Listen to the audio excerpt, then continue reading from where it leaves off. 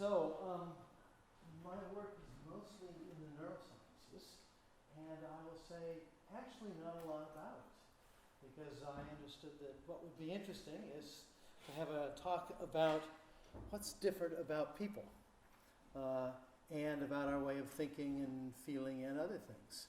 So there'll be pieces of this that go off in speculative directions that I hope will interest you and elicit some discussion. But much of it is based upon my work, both in information theory, semiotic theory, language, linguistic theory, and particularly in the neurosciences and evolution.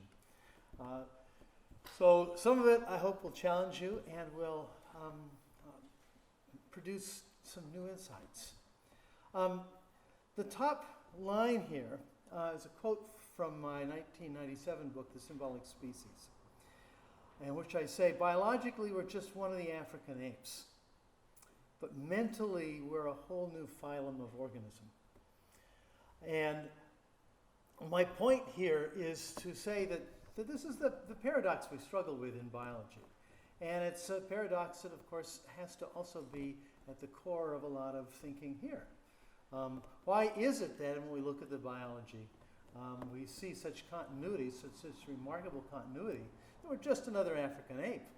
And yet, there's this incredible difference despite this subtle biology. The paradox, I think, is made more deep because language function involves no fundamentally novel human brain structures. Right now, this semester, I'm teaching a course on the evolution of mammalian brains. And the main point about the human story is there's no new structures. There's nothing magically new. There's no, the pineal body that Descartes thought was at the center of it all. Yes, it is at the center, but it's not doing anything new, and it's in lots of other species. There are no new structures that do the new things that we do. And a lot of my interest has been to try to understand how a brain structured like other ape brains basically does what I'm doing now, speaking and communicating symbolically. The fact that there's nothing new to do it is part of the conundrum. What we have instead is a bunch of structures in the brain that have been repurposed, so to speak. They've been utilized for other processes, sensory processes, motor processes, and collectively they come together in a kind of new synergy to still do what they were doing before, but now contributing to language. And we've recently learned that much more so than we ever thought. Areas that should be totally unrelated.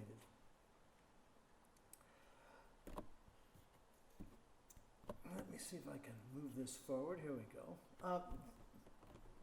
The obvious and I think misleading datum that's been around for centuries now is the recognition that we have pretty big brains.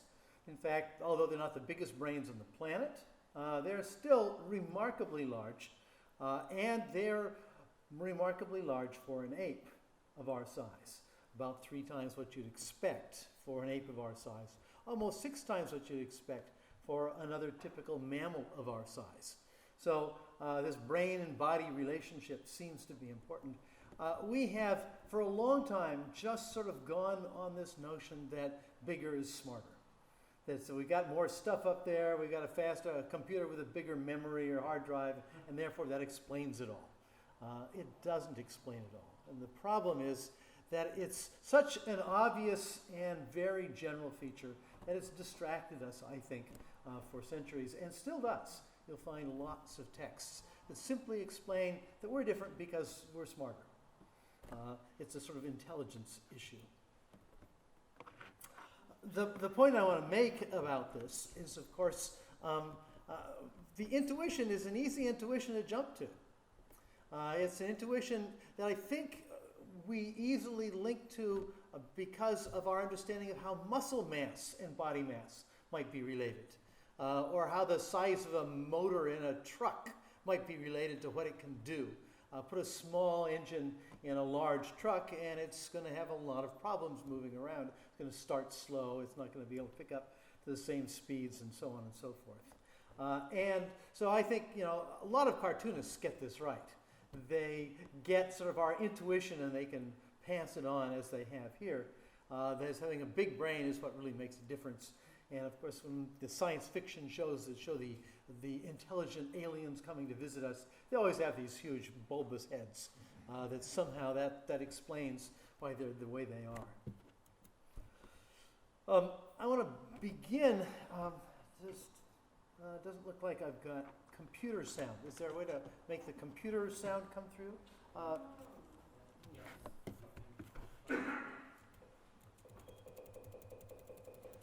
That's sort of it. Oh, something happened here. There's an input, and I think that's going to be... That's the one I just plugged in. I assume that's what I want, right? This looks like a sound line.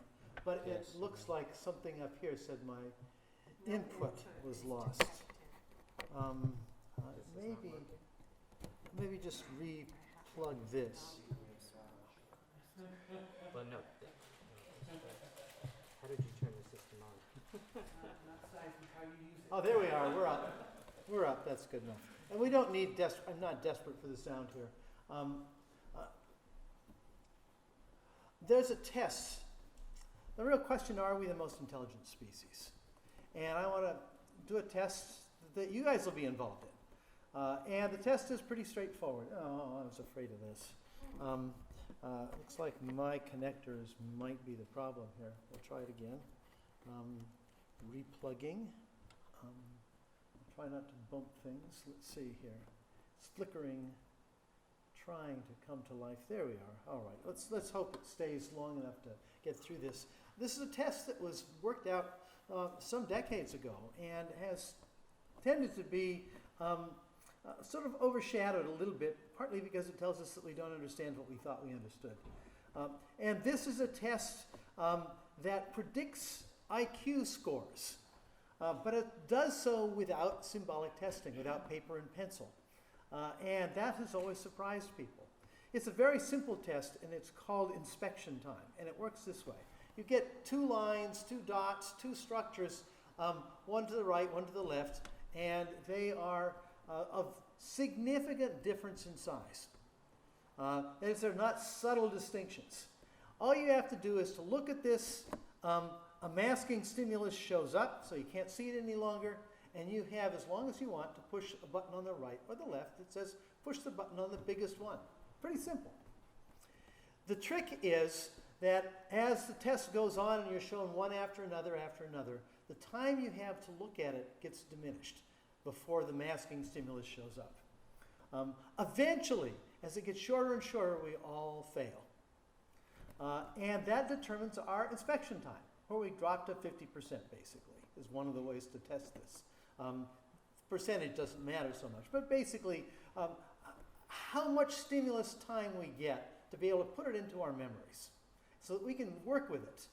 And it turns out that the shorter your inspection time, that is how far you go down before it's 50%, the higher your G score is, your IQ score typically is. And it turns out it's very, very highly correlated. It's one of the very, very few sensory motor tasks that seems to correlate with it. Sensory motor tasks don't seem to correlate with IQ scores. This one does, but you notice it's not one that has a reaction time effect or anything like that. It's basically about how quickly you can consolidate information and put it into storage that you can use to do even a trivial task, as this one is. But now I want you to watch down below. I'm going to show you 3 tests that are done on a chimpanzee named Ai in Japan. Ai has learned to sequence numbers from 1 to 9. Already a pretty complicated task, but the task that she's now going to do is much more complicated. And I want you to, we'll start with the one on the left and we'll move to the right. Just try to keep up with Ai on these tasks. So this is the first one. That's pretty straightforward. Just get it in order, right? She gets a reward, she pushes a button, starts it up again. So she's capable of doing something pretty sophisticated, but it doesn't say that she knows what number is about or what quantity is about. She just knows that she has to do it in order. She actually does, turns out, know a little bit about quantity and this sort of thing. She's been a long time subject in a series of studies in Japan. Okay, but the next one now becomes an inspection time task. Same task, but as you'll see, there's a trick.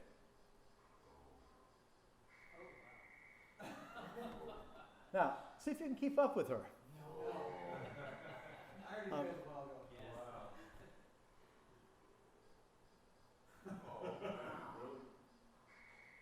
every time you hear that sound at the end, she's getting it right.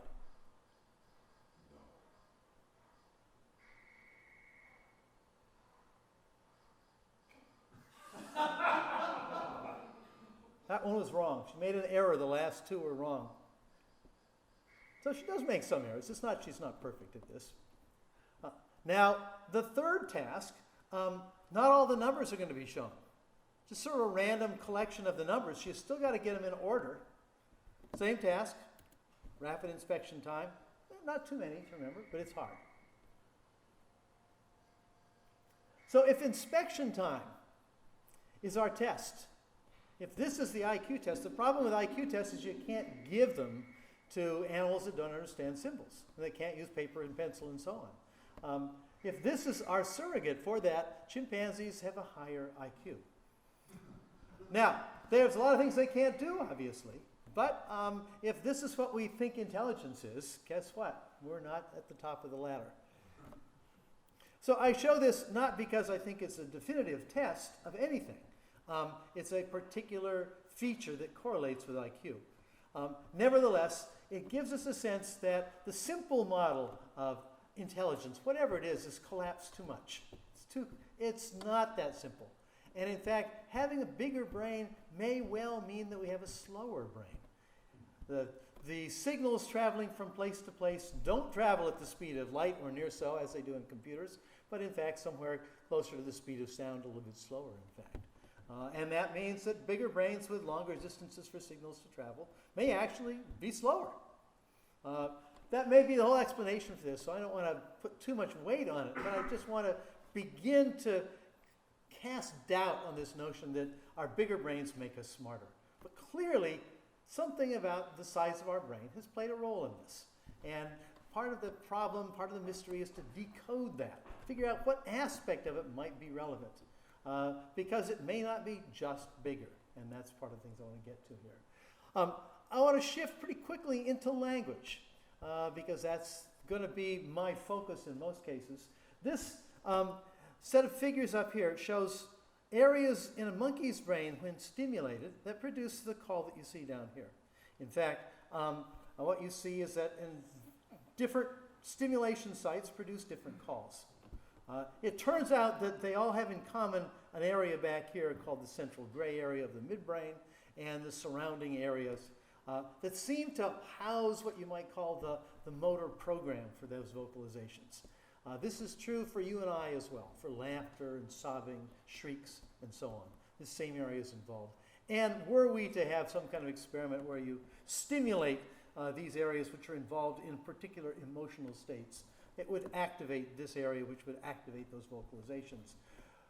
We, like other primates, and like other mammals in general, have a fair number of automatic vocalizations that are pre-programmed. We come into the world with them. And we have a lot of similarity from person to person, society to society.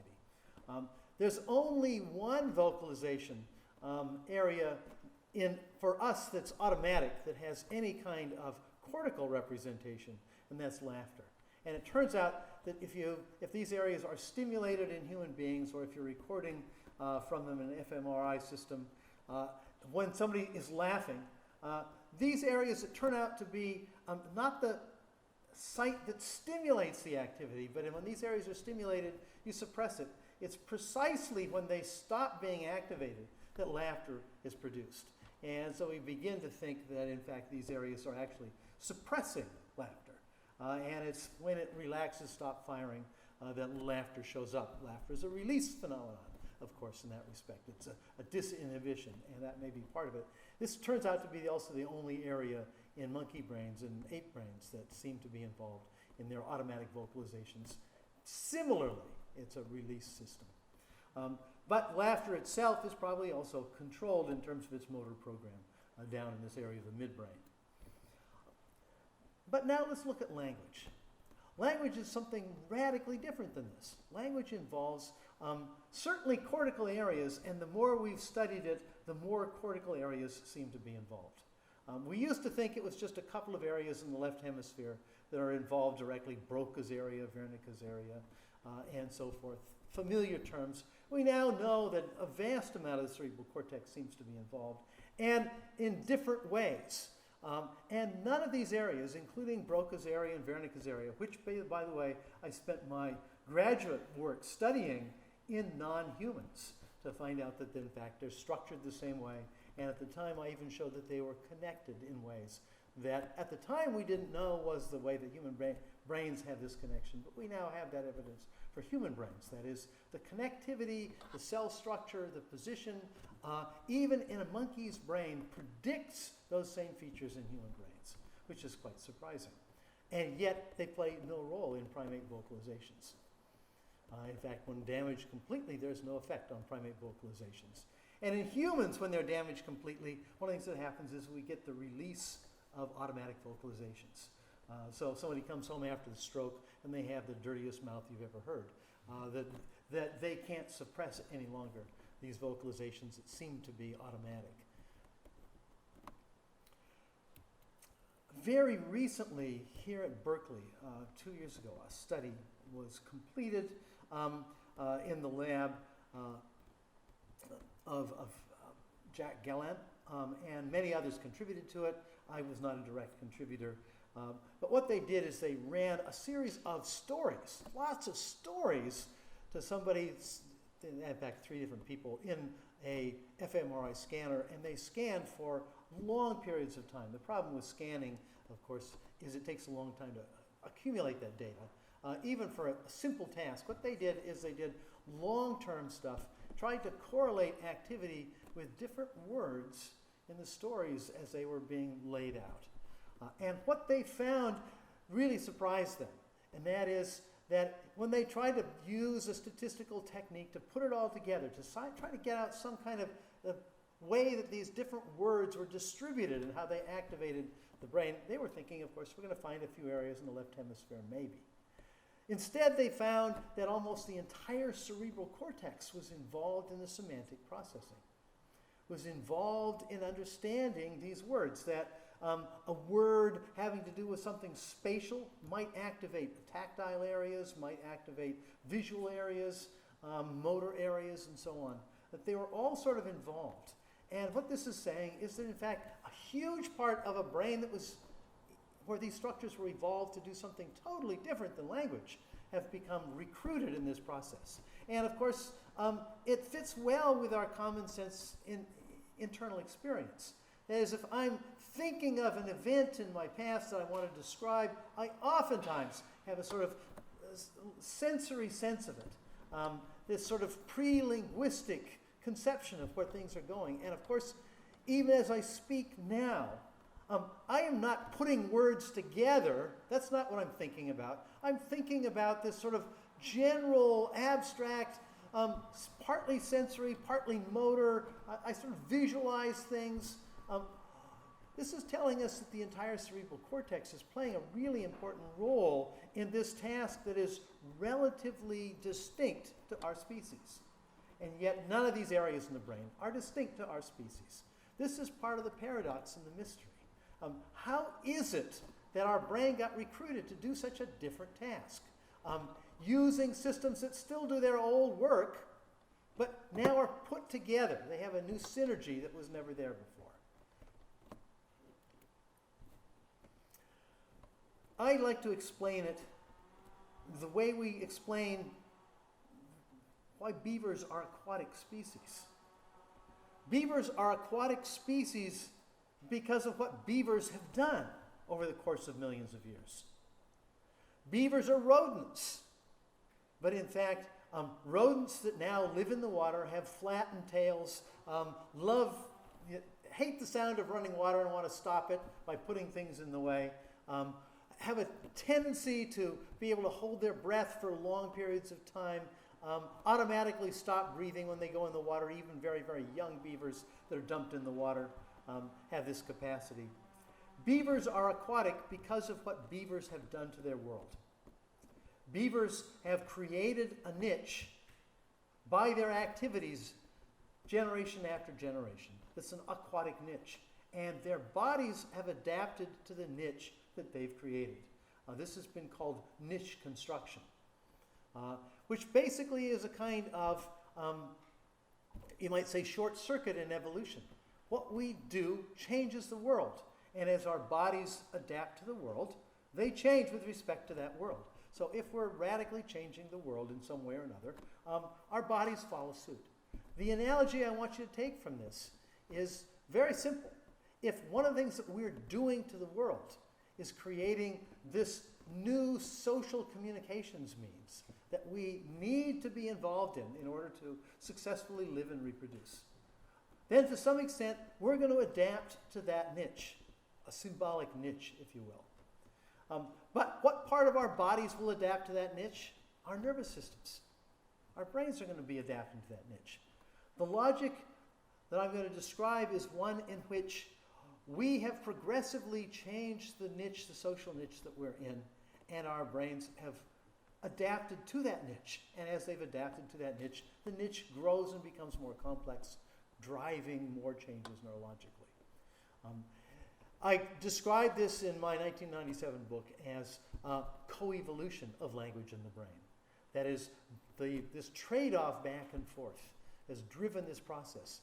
And that means that we should be able to look at what's different about human brains and know something about what they were adapted for. And my point here is I'm going to look at the human brain as adapted to do language. What changes would have made this possible? Now, the process is a little asymmetric. Language is structured for learnability to some extent. Languages that get passed on from generation to generation have to be learnable. And those that are easiest learnable are going to be passed on better. So languages are themselves having to adapt to the limitations of our brain. We don't tend to think about this, but in fact, languages from generation to generation get passed on, some things get lost, and new things get acquired. This is language change. But languages, in order to get passed on successfully, with good fidelity, need to be well learnable. We need to be able to do it easily. And in fact, the earlier they're learned in life, the more they have recruited the nervous system, the better they are at getting passed on. So languages have adapted to the primate brain. We need to look at language oftentimes in this context. That language itself is something that has changed and changes all the time, constantly. And of course, in response to this, if language has been around a long time, in any form, any kind of language-like communication, symbolic communication in general, then brains have had to evolve to fit that too. But you can notice it's asymmetric. Languages can change rapidly, biology changes slowly.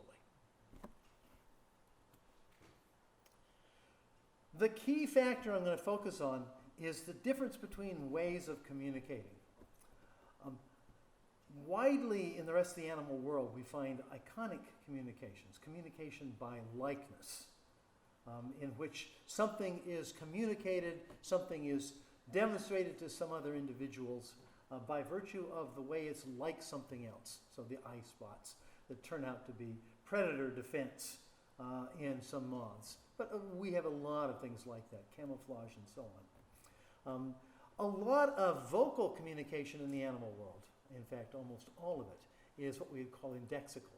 In fact, we would say the same thing about the automatic vocalizations that we produce.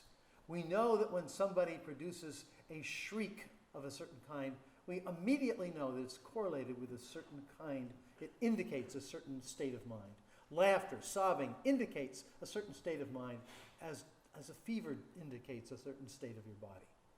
Those are indices.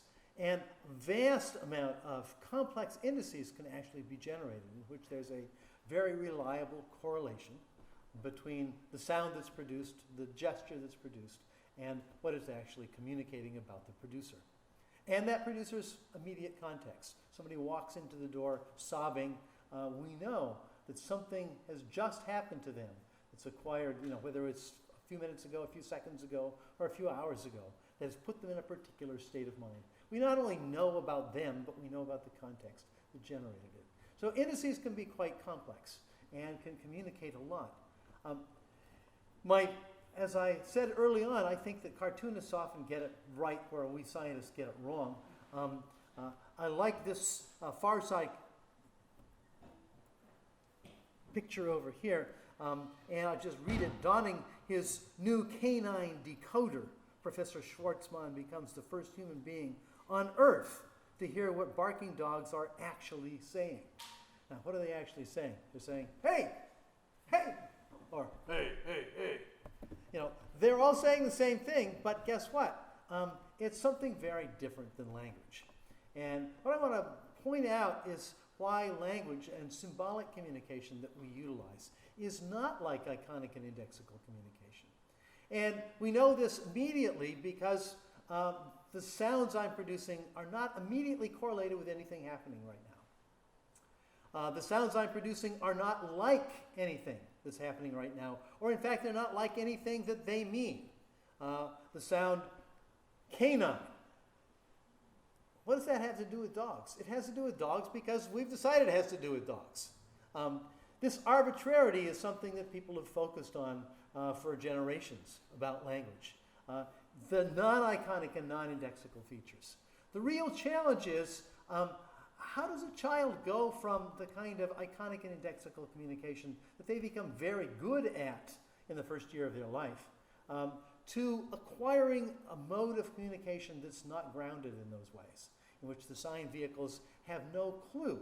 How do they figure it out? How do they get it? That's been the problem in linguistic theory and development for a long time.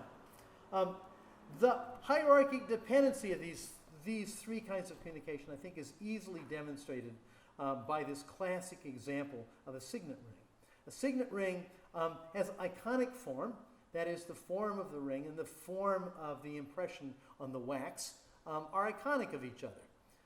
But they're also contiguous with each other. That is, it was there because if you know something about wax and you know something about the ring, what you know is that in order to have produced this iconism, there had to be some physical contact with them at a particular time. As a result, it becomes a pretty reliable marker that this communication that's going to be trapped, folded under these pieces of paper, was at the same time produced by the person who held this ring, because the wax will have solidified. And if it was in any other form, it would have suggested that maybe it's been tampered with. This has been a way of showing that this particular communication came from a particular person and was not tampered with.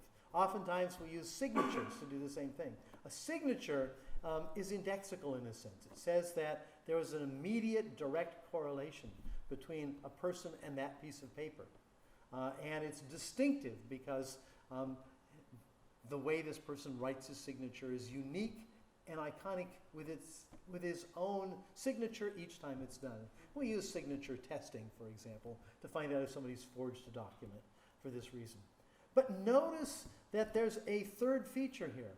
Only a few people have signet rings, and certainly at a certain period of time, this was something that you had to be a special person.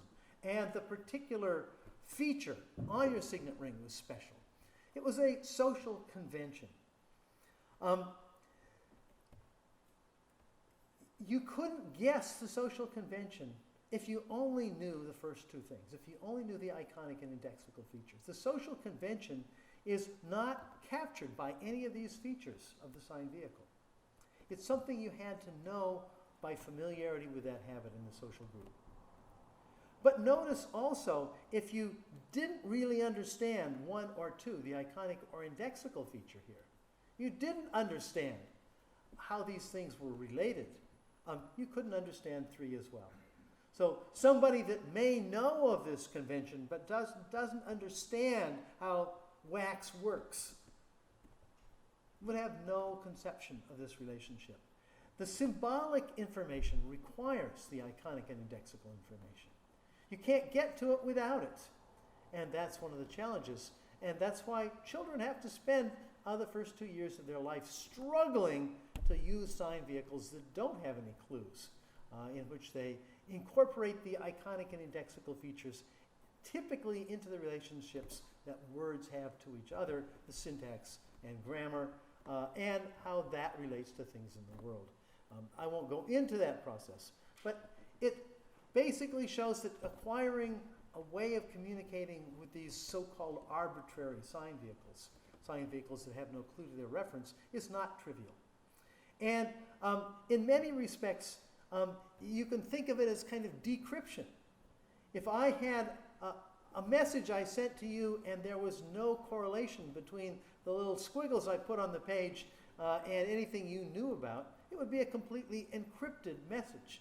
Well, to some extent, by stealing the reference from the sign vehicle, any clue from the sign vehicle, it's a sort of encrypted system. We know it's encrypted when we come across in archaeology a strange new kind of writing. It's completely encrypted unless we know something about the society it came from, or unless there's some iconic and indexical features in the writing, we're in trouble.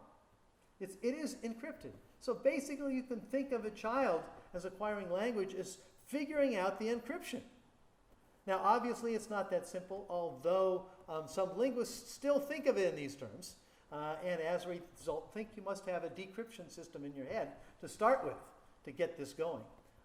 I think it's not quite that complicated, not quite that mysterious. We certainly don't experience that ourselves. I'm not going to go into that part of the story, but just talk about what's necessary to do this. What's necessary to understand this is that words are not just related to things in the world. Words are related to each other. In fact, they're indexical. They point to each other, and they have likeness relationships to each other. Grammar and syntax is how words point to each other and how they interact with each other, types of words that have iconic features with respect to each other, not in terms of their structure, but in their reference. More importantly, words that point to each other in this sort of dictionary in your head or thesaurus on your desk are a series, it's a network of meanings. Language works by virtue of this network relationship in which the meaning of one word can be translated, can be reconstructed from the meaning of other words. And of course that's what we do in a dictionary. You can think of a dictionary as this network of words pointing to words pointing to words, or words pointing to links of words in sentences, or a thesaurus in the same sense. But that means to acquire language means that you have to catch the systemic relations. You have to see and internalize those systemic relationships. You need to understand this system of pointers. And a system is a little more complicated than a one-to-one relationship. And what we know is that when you discover a system, it's typically something that you discover with a kind of aha event. The classic version of this in language, of course, is Helen Keller, who has a aha event when she discovers that words, that hand signs actually refer to things in the world and refer to each other. And very quickly, at a late age, when she discovers this, in fact discovers it at a time when she can remember the discovery and write about it, it's an epiphany. Things that she already learned, she already knew. She knew somewhere around 50 hand signs at the time, but didn't know that they had this kind of meaningful relationship. She knew that they were correlated with things in the world, but that's all she knew. Suddenly, she got the system. And at that point, she immediately began looking for new kinds of hand signs, putting them together in novel ways, and so on. This is what we typically would call an insight. And what I want to focus on is what you might call insight learning. This is something that was actually studied, I think, originally most effectively by Wolfgang Köhler and the great Gestalt psychologist of the last century, the early part of the last century. And here we saw some pictures of what you might call insights, where at some point after struggling to get the banana that's hanging up high, a chimpanzee realizes, I could do this by just stacking boxes. I know how to stack boxes. I know I can't jump this high. And after trying and trying to jump this high and so on, and then finally giving up, suddenly realizes, as this is my interpretation and everyone's interpretation, that, oh, hey, I can stack boxes and get there. Or I can put these sticks together and reach something that's out of my reach and out of the reach of any stick alone. This requires, we typically talk about it as insight because we can sort of imagine this imaginary, virtual version of stacking things that's going on in their heads that has to precede this activity. But doing this kind of insight learning is actually not easy at all. And it's been called transfer learning as well, in which something that you've learned in one context can now be transferred at sort of a higher level to a whole new context. And that's, of course, what was happening in both of these cases. This has been, I think, usefully studied by another group here at Berkeley, and I'll just sort of highlight it here. This is by Sylvia Bung's lab. She was looking at how people resolve a variety of these kinds of transfer-like tasks. Tasks of analogy, tasks of transitivity, or combinatorial tasks. So in this task of analogy, for example, a snowfall to a snowflake is like a crowd of soldiers to what? Well, we easily get this one. It's, to a single soldier. Totally different context. But we can transfer this sort of general idea, this abstract notion, to this new context. Similarly, if this is kind of a weighting system, and we know this differential weights of these objects, we can also project the weights of two objects we have never tested before. We can transfer this information to a new context. This is something that human beings do and other species just utterly fail at, even some of the most incredibly intelligent species like chimpanzees, bonobos, and so on. Similarly, a sequence, this one follows this one follows this, what follows here? Well, we can guess what follows there pretty easily. We transfer the logic. In a sense, it's a relational feature. We're not looking at the details any longer, we're looking at the relations. Well, of course, the whole thing about symbolic communication, it's the relations that matter.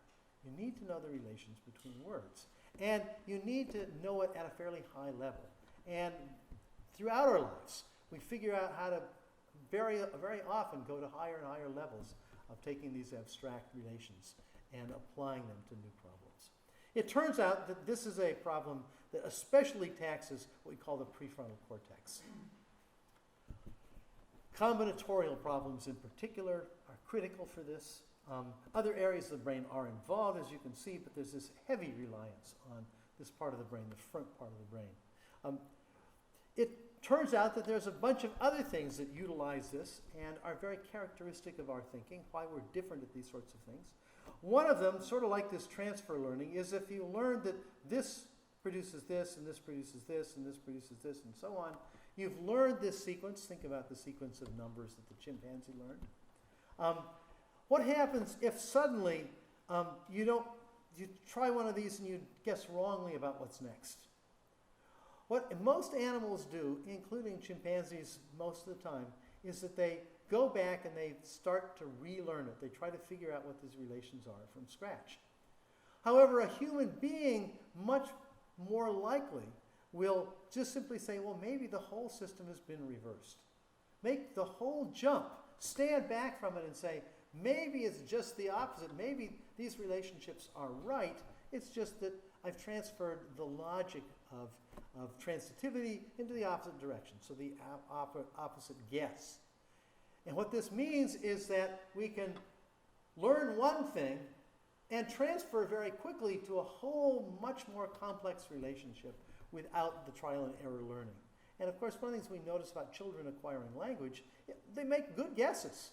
They make remarkable guesses on very minimal data that comes in initially.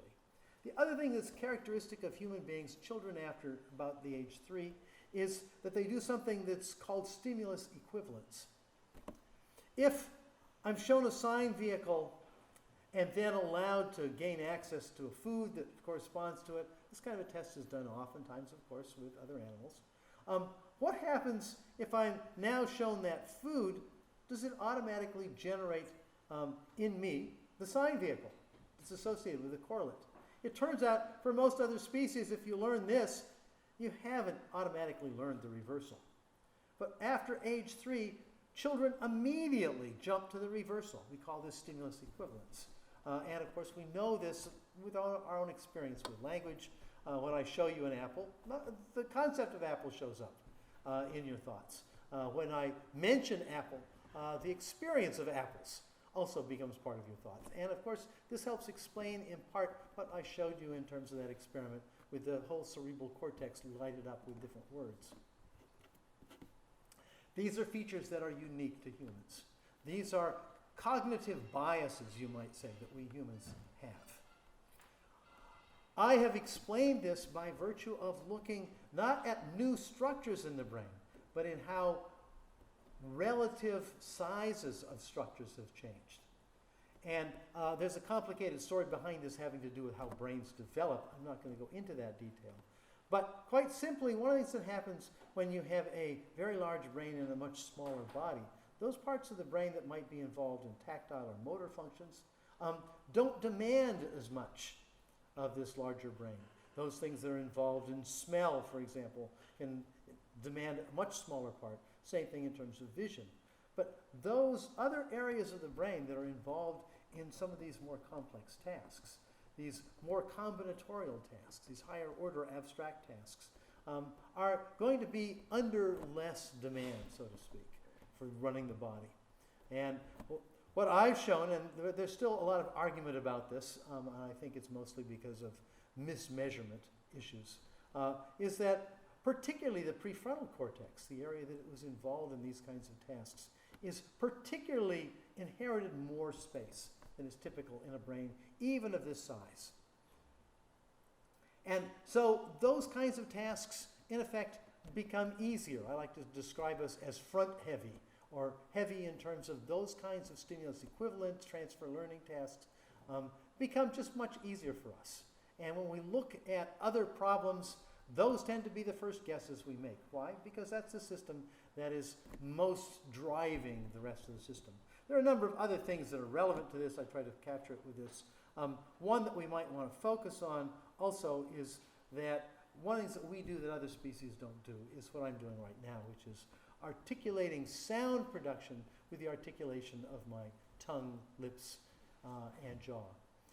That relationship is unusual among mammals. In fact, I've gone to a great effort to try to, first of all, identify if there's any cortical connection to the nucleus that's controlling the larynx in other species. Found it never. And yet also trying to demonstrate its existence in humans. I think that one of the things that's happened here is the expansion of the brain has also increased the ability for a cortical area to begin to control what is normally a visceral motor system, the larynx itself. Our ability to now coordinate articulation and sound production is something that's absolutely novel.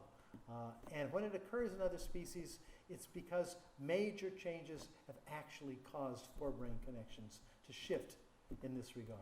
So we're one of the exceptions, but there are other exceptions that actually prove this same logic is at work, whether it's in birds or in whales and so on. We can talk about that later. But there's another feature that I want to focus on that we don't sort of recognize. And this is something we've come about by studying bird song, interestingly enough. Because there are some birds that learn their vocalizations, that learn their song by listening to others sing. And other birds, closely related species oftentimes, that have what we might call an innate song. That they don't have to hear anybody else sing to produce their song. In the study that we began, and I began with my colleague Kazuo Okanoya in Tokyo, is a study of two breeds of the same species. The wild species is called the white-rumped munia. It's found in Taiwan and mainland China. About 250 years ago, a member of this species was bred in captivity, initially in Japan.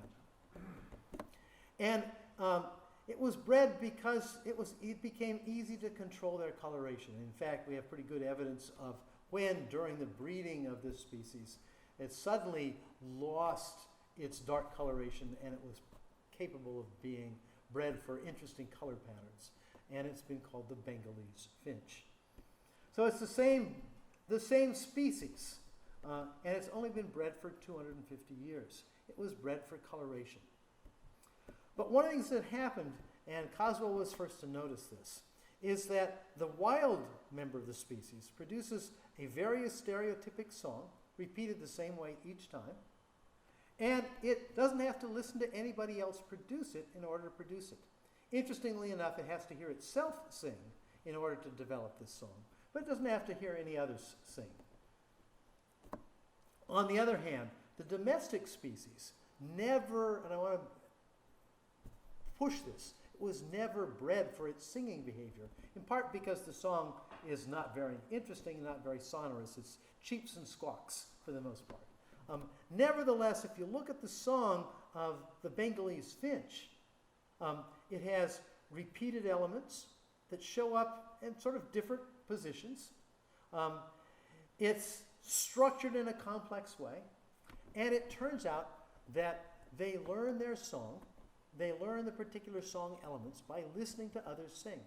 In fact, if it hears two different singers that have been bred from a different background sing, it will sing a combination of their songs.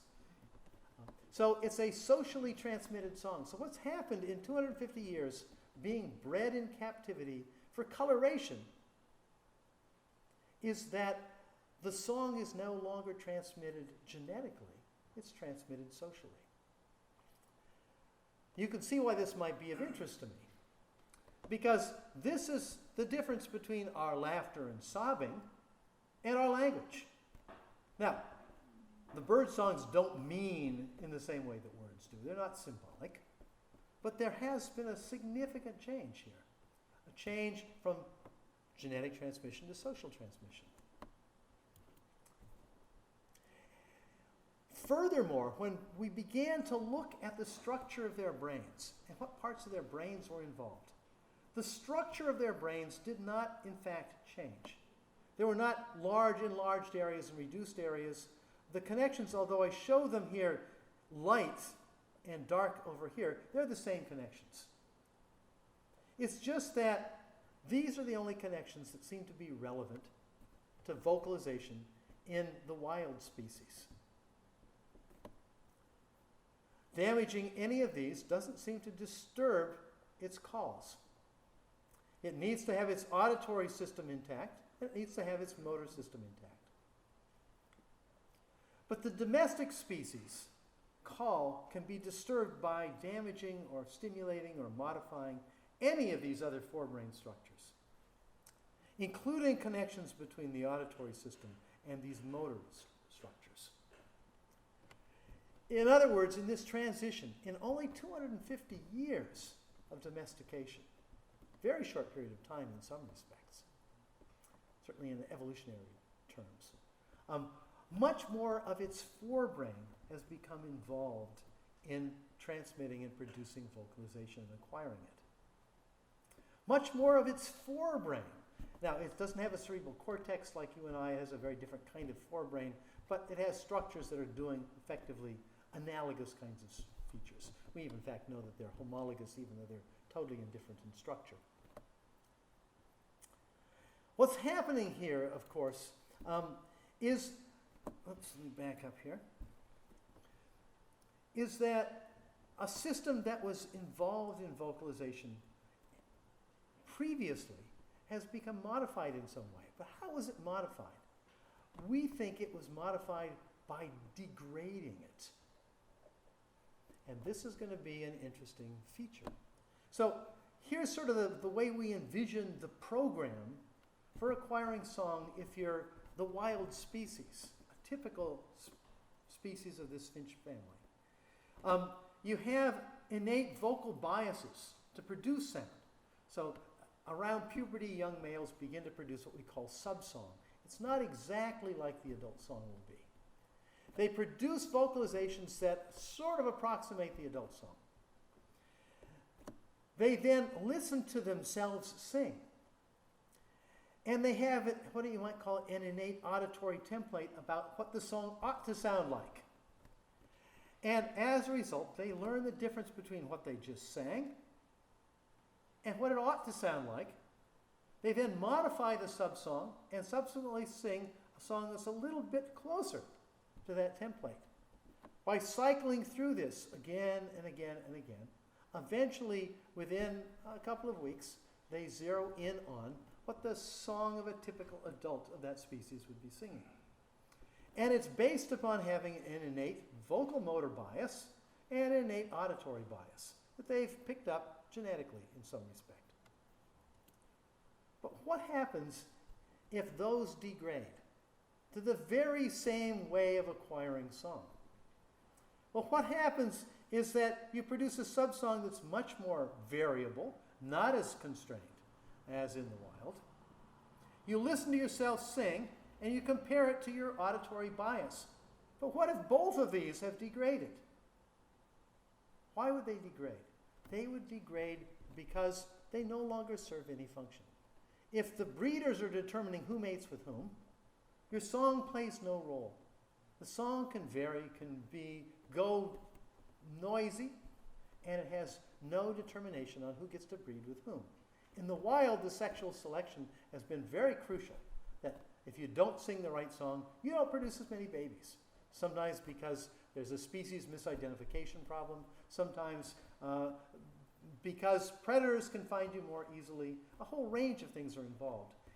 But when you're in the wild, nothing that you do will determine who gets to mate and who doesn't. How many babies are produced, how many babies are not produced. As a result, there is nothing to maintain mutational load from just damaging and degrading these biases. But now, without that bias, what other source of bias do you have?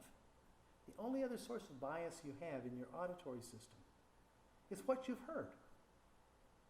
And what you've heard is from other members of your species. Now the same program will produce not an innate vocalization of the man, but a socially transmitted vocalization.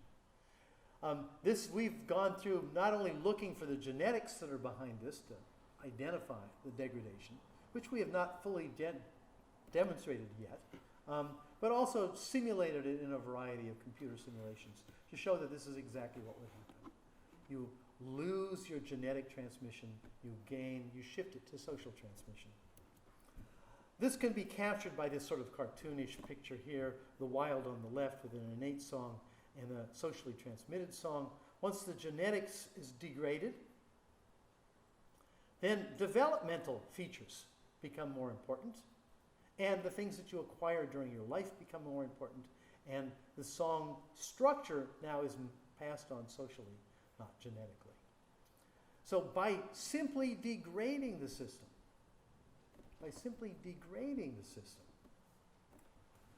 the social process can take over the function. This is not to say that you've added some new capacity. In fact, you've lost some capacity. You've lost some innateness.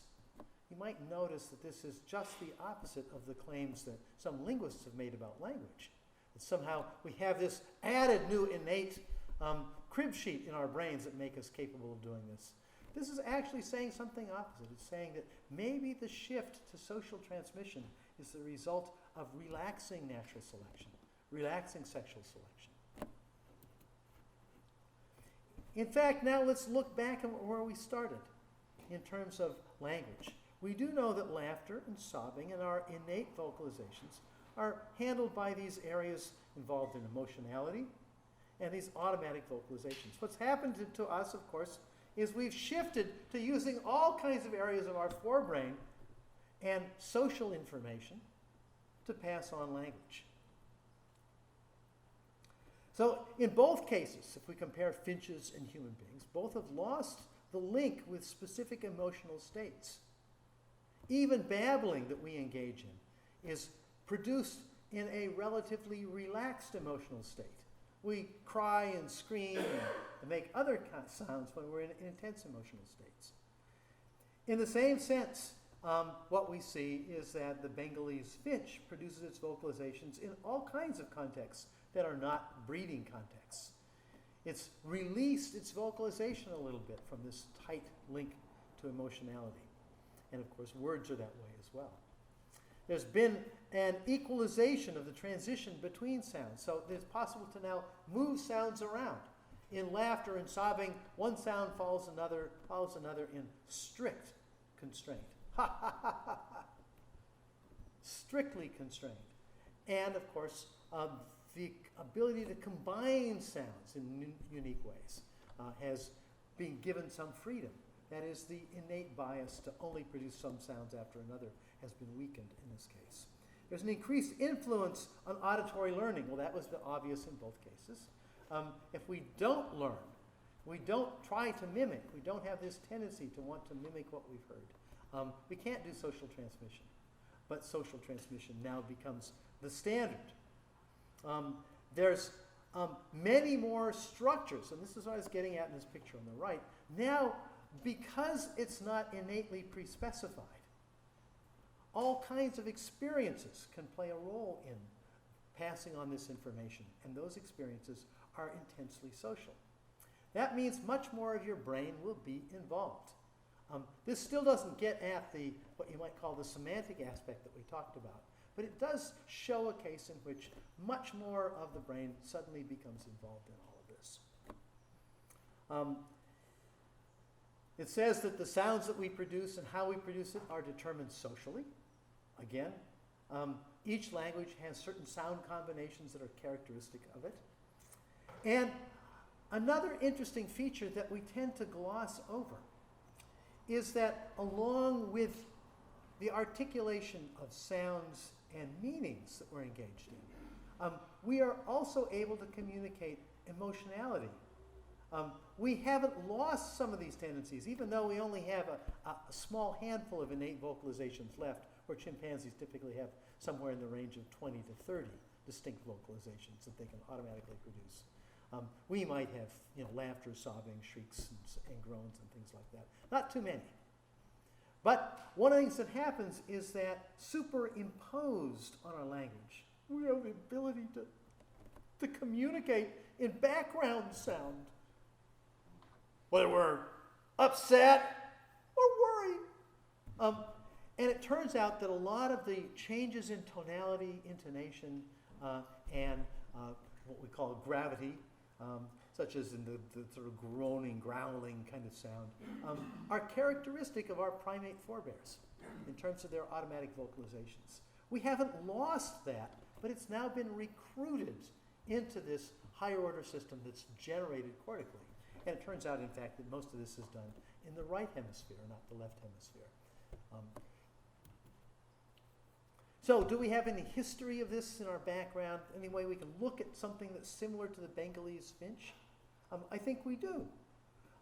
We certainly see that when you move from a system in which sexual selection is playing a very significant role, highly polygynous organization, in which one male may be defending groups of females, like we see in baboons, even in chimpanzees where groups of males defend territories and groups of females. What we see in the transition to humans is that our Australopithecine ancestors had an incredible amount of sexual dimorphism, which means that males were much, much larger than females. Living on the open savanna, we think that they had a social organization probably not radically different than baboons. But as stone tools begin to show up in the fossil record, beginning about 2.5 million years ago, in the Australopithecines, by the time of 1.8 million years ago, 1.8 to 1.7 million years ago, we find that the sexual dimorphism, the difference between male size and female size, has diminished to modern proportions. This suggests that in this transition, in part mediated by the use of these crude tools to scavenge meat, the social organization has radically changed. The intensity of sexual selection has dropped off. And what's necessary now is to produce a kind of social organization that we don't see in any other species. A social organization in which pair bonding takes place, in which there's exclusive mating relationships that might not be just simply like a paired marriage, but exclusive mating relationships that are not determined by aggression or dominance, but begin to be determined by social conventional features. But what's unique is that we're the only species we know of in which you get lots of exclusive pair bonding, lots of exclusive relationships between males and females in the social group, in a large social group. Typically, other species that pair bond are isolated pairs. And those species that have social groups don't have anything that restricts mating except aggressive kind of activities in various forms. We have transitioned to a totally novel way of organizing our social behavior in which sexual selection has been radically reduced. Now, that doesn't mean it's not happening. Of course it's happening. But it's playing a minor role in every society. This is, again, analogous to what happened to the Bengalese finch. So it's not crazy to think this thought, but there's something else that helps us understand this. Just recently, we've identified something very startling about the human genome. This is a map of all the various chromosomes in the human genome. See those little blue marks? Those little blue marks are places where there's degraded genes. These are not just any genes. These are what we call highly conserved, non-coding segments. Now, what do I mean by highly conserved? It means that, in fact, in all other primates and in most other mammals, none of these genes varies in structure very much. Highly conserved. They're playing a very crucial role that has to be maintained. The second thing is they're non-coding. Why are they highly conserved if they don't produce proteins? It turns out that they're binding sites for regulatory genes. And as binding sites, their sequence has to be very precise because that determines the twist of the DNA that another regulatory molecule will bind into and regulate. These are degraded regulatory sites that are not degraded in any other primate lineage. The human genome has become dysregulated radically. There's over 500 of these. This is a typical sign of domestication. In this case, probably what we might call self-domestication. And that's exactly what we see in the Bengalese finch as well. So I like to think of ourselves as a degraded ape. We like to think of ourselves as this pinnacle of the most evolved, the most specialized ape. I think our capacities are in part the result of the degradation, that transferring information, transferring our capabilities of adapting to the world to social transmission. Again, not just language, but all kinds of social transmission. It's degraded us, but the degrading is actually a positive here. It allows us to make these higher order transitions, to think differently, to learn differently. Because now there's a premium on doing it socially. As you can see, this is in part because we've constructed this niche that's protected us. And it's caused our brains to change both to do language more effectively, to acquire social information more intensely, more easily, to be more focused on social transmission, and to be more flexible. It doesn't require an anthropologist to look around the world and say, look at how diverse human beings are in their behaviors and their social structures. Incredibly diverse, and yet always hierarchically controlled socially. Behaviors that in other species having to do with reproduction, protection, and so on would be highly innately pre-specified are controlled almost entirely socially in human beings. We've offloaded a huge amount of our adaptive capacity onto the social group. But that means we're also addicted to the social group that we're in. We can't live without it. And this is also a characteristic of us. This has happened at all levels. This is a crazy diagram. I don't expect you to sort of follow it. But that obviously there's a genomic component. There's a developmental component. There's a social component. But there's also this domestication effect that's taken place. The niche construction has taken a role in this. This is not evolution as we've typically heard about it. This is evolution in its most complex. We shouldn't expect that there's going to be a simple answer to explaining how human beings are different, because it's all of these things at once.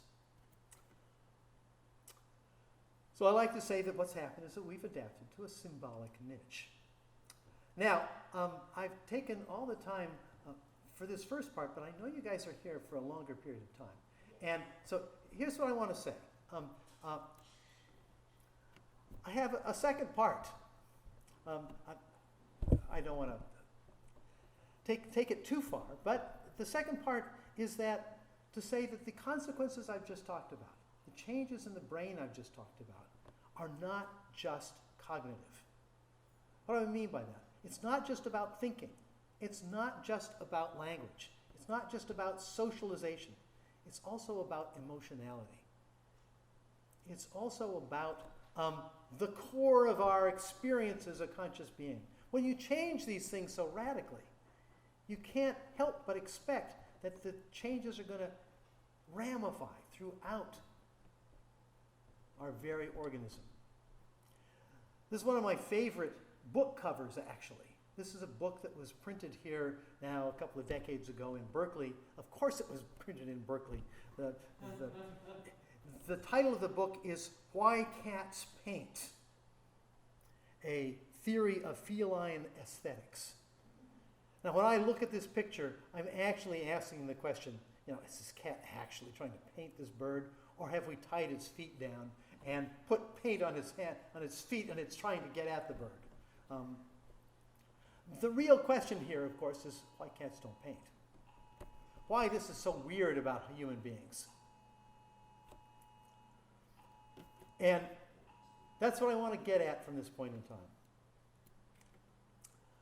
So my question before I jump into this is, do we want to take a brief break and then come back to these questions? Because what I want to do next is say, what's so weird about us that allows us to paint, produce music, to have religious experiences, to meditate, to stare at the sunset and think very different thoughts, to have awe, to have fear of the unknown at such an odd level that we can't imagine the abstractness of things. Why do we contemplate what was going on? Where was I before I was born? Where will I be after I'm not here? These are things that have a deep resonance that make us human beings radically different, I think, not just in a cognitive sense, but in a much deeper sense than other species. And that's what I want to get at next. So the question is, should we take a break? Yes. Does anyone need to move their car? No? We continue then? Let me ask a question. Should we continue? So we can. I'm fine standing here. I can talk for hours, as you can see. When do you want to do questions? So we can take some questions right now about the first part, and then challenge the questions after the second part. Yeah, we'll do that. Yeah. I wanted to ask you about, within the semiotic understanding of mind and everything, if you're sympathetic to emergence theories of mind, and then what's the relationship to mind and then the symbolic world that we're inhabiting, that we're swimming in? Is it produced by mind, or is this intelligence, this order of intelligence, a structure within reality which the emergence of mind allows us? Because in one of the articles you're talking about, essentially higher order beings, but also have this similar understanding of intelligence. Yeah. So I was curious then, the emergence of mind, how does it then connect? Does it produce the semiotic world, or is it a bridge to, as in another form of evolution? So I think I can reframe it in another way. Okay. And I've written a paper that's called, and I think one of the chapters and one of the things you read is actually called Neither Nature Nor Nurture. And one of the points I like to make is I think we have trapped ourselves in thinking about these problems because we think it's either nature or nurture that produces what we are, or some interaction between nature and nurture. And I want to make the claim, no, it's neither nor, that there is a third realm that we're ignoring in all of this. We're much more familiar with that if I talk about mathematics. Mathematics, we say, yes, we invented arithmetic and calculus. But in fact, we couldn't have done it otherwise. There's certain constraints on doing calculations that don't become self-undermining, that require that it's done in certain ways. We say that we discover calculus. We discover the incompleteness theorem. We don't invent them. We invent the mechanisms. And as we play with the mechanisms, the representations, we realize that we can't do certain things and we must do other things. This is what I call semiotic constraint. It's not Platonic in the sense that this is sort of given in ideal form somewhere. It's something that we encounter as a limitation that we have pre-set up in mathematics, is so that we don't produce a slippage between quantity, so that 5 can't become 3 in one of our manipulations. It's got to stay 5. And we've got, so long as we have that assumption built into it, then a whole bunch of things follow. And those things follow semiotically. You can't do otherwise and retain that. I want to make the same claim about language. We can't use a system that has no clues in its sign vehicles to its reference in just any old way. There are going to be serious constraints. So I have a separate set of papers that struggle with this issue about what I call the semiotic constraints that cause grammars to have universal-like features. It's neither nature, that is, it's not some genetic pre-program, nor is it social convention that's done it differently in different places. Even the social conventions are constrained, what can be done and what can't be done. It's a third realm that's important. And that realm is, you use the term emergent. It plays a significant role in how we discover novel constraints that change what we can do in radical ways, that bring us into a new world. Obviously, the symbolic world in which we can now be conscious of the infinite, we can be conscious of the impossible, we can imagine our life after life, all of these things. A realm of the world that no other species could be conscious of. I'm, in fact, going to go on to say that we have emotional experiences that almost certainly no other species can have. We can experience certain things about the world because of this. That's emergent in that sense. Yeah. How do you see the semiotic constraint and then the genetic degradation? How are those related?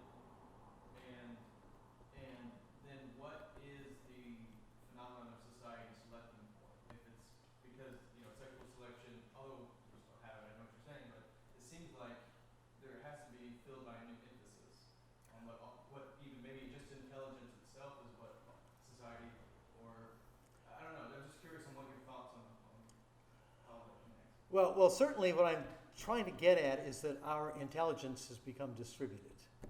That's something we're all quite aware of. What we don't know, somebody else knows and we rely on. We've certainly done that distribution, and that's made possible not just by language but also by our technology and just simply the way we socially arrange ourselves. That clearly is part of that issue.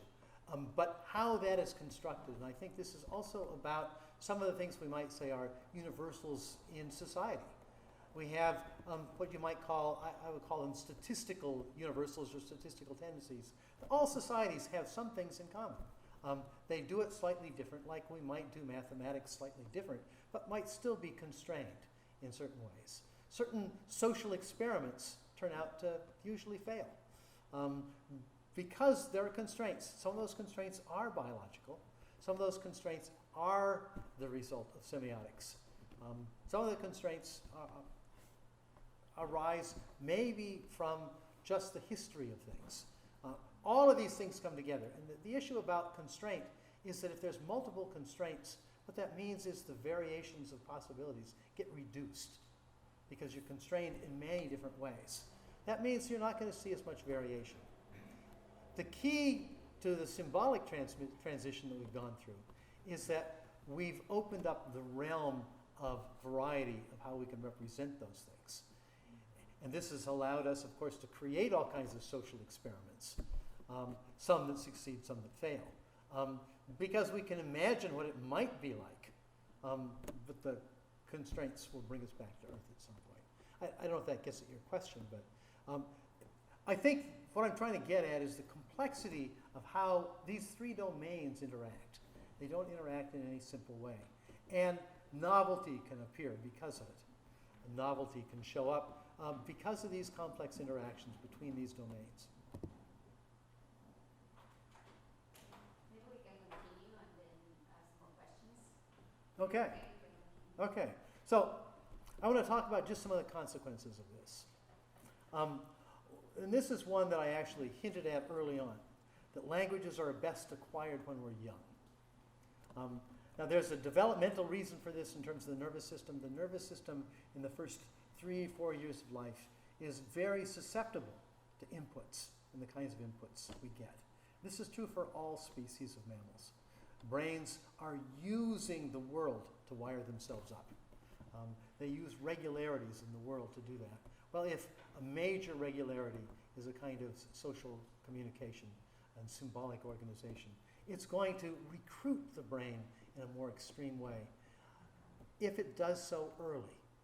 And so it shouldn't surprise us that there's this rapid development and rapid, you might say, recruitment of the brain by language in the first few years of life.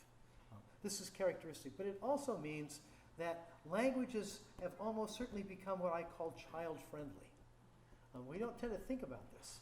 But if the languages that get passed on most effectively from generation to generation are acquired when we're young, it means that languages that are more suitable to the way very young children acquire things are going to be more likely to be passed on.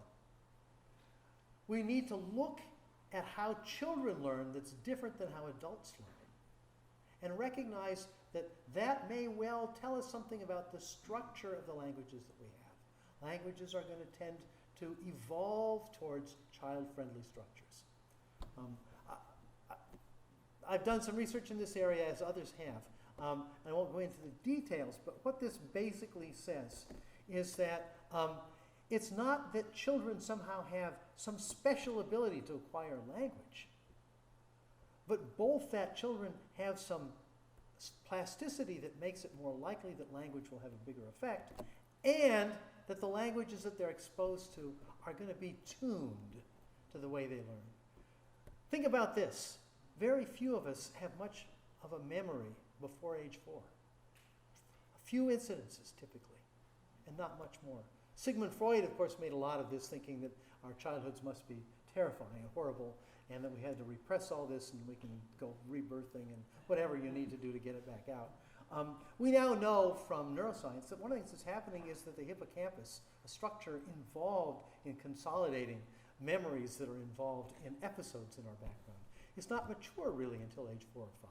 But there's a whole group of cells called granule cells that are very late, some of the latest to be developed. And that means we simply don't consolidate memory the same way in childhood. One of the questions we need to ask is, what would that do to learning? What kind of learning, therefore, is specialized at this stage? I'll come back to this in this next slide. In fact, memory is something that we know a lot about in other species, and we know that there's really two very distinct kinds of memory. Memory involves redundancy. If you have a redundant source of information, it will help you recover something. And we have two kinds of redundancy. There's the redundancy that's acquired by repetition. When you learn a skill by doing it again and again and again. I like to think about it, in fact, it goes all the way back to the thinking of William James. Those kinds of memories are sort of like water running down a hill and progressively carving deeper and deeper channels. Over time, most of the water will go down those channels. By simply repeating and repeating and repeating, some connections get stronger and others get weaker. This, in fact, is a fairly standard way we think about learning. The problem is it requires repetition. So for skills, various skills, and some of them are also sensory motor skills, repetition is critical. But notice that what you ate for breakfast 2 days ago is not one of those things. It didn't get repeated. It happened once. What you heard in a conversation 3 days ago happened once. There may be some overlap, a little bit, not much. How do you create memory for episodes in your life? We have memory for episodes for the dozens of years that we've been around. How do you do it? How does a brain do it if redundancy is the key, but you can't repeat? The answer is another kind of redundancy, correlational redundancy. That is, what else is it related to? When you wanted to recover, as I just asked you what you had for breakfast 3 days ago, the first thing you'll do is say, well, what day was that? Oh, that was okay. And then, okay, what was I doing that day? Was this a weekend or was it a week? That was a weekend, okay. Now I can figure this out.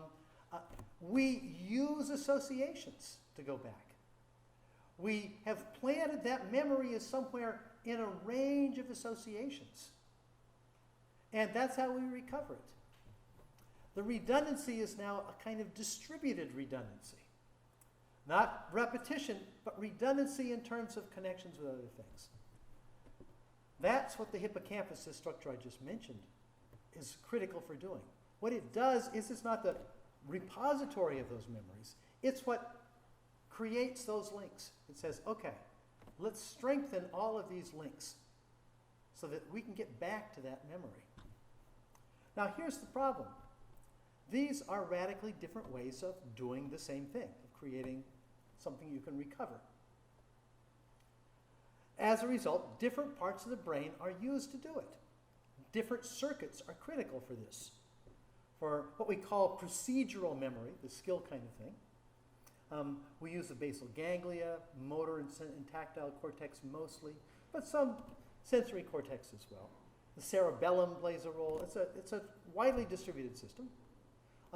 For what people have often called episodic or declarative memory. We call it declarative because I can declare that this happened. These episodes have to be recorded in a different way, and this is what the hippocampus does. It plays a role, and it uses much more of sensory cortex to do it.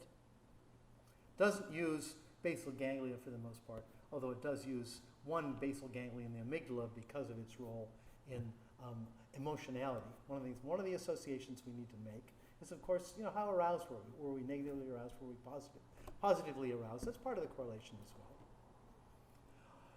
These are systems that, for most species, are separate for this reason. They're apart. They're not linked together.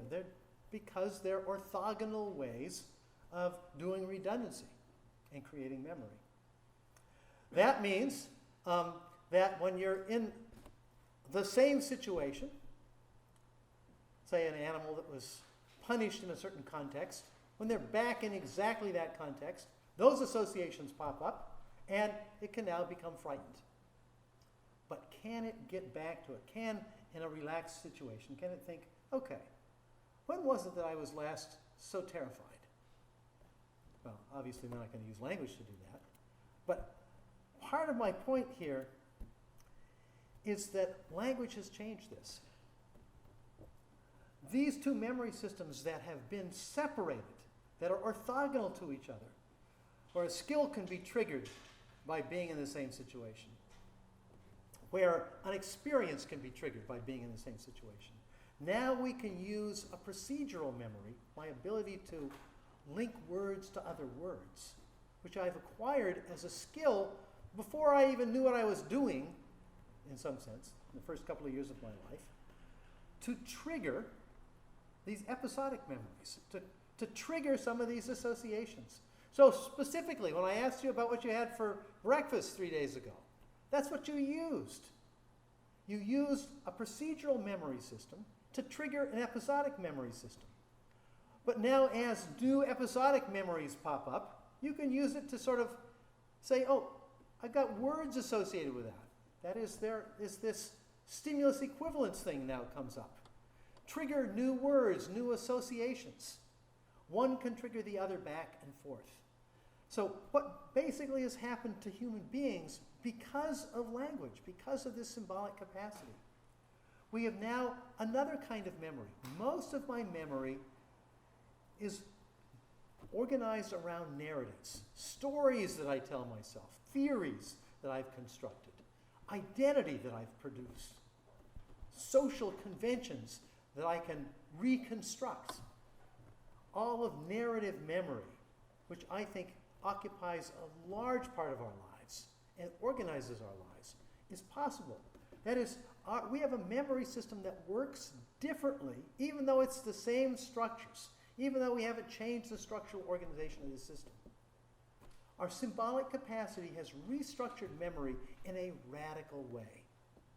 I now have an identity, a social role. I know my history. I can also articulate a future history. What will be my inheritance a century from now? Will people remember who I was, what I talked about, what I did? All of that stuff is part of this capacity that's going to come for free. A totally new way of organizing our being in the world. We are now in stories.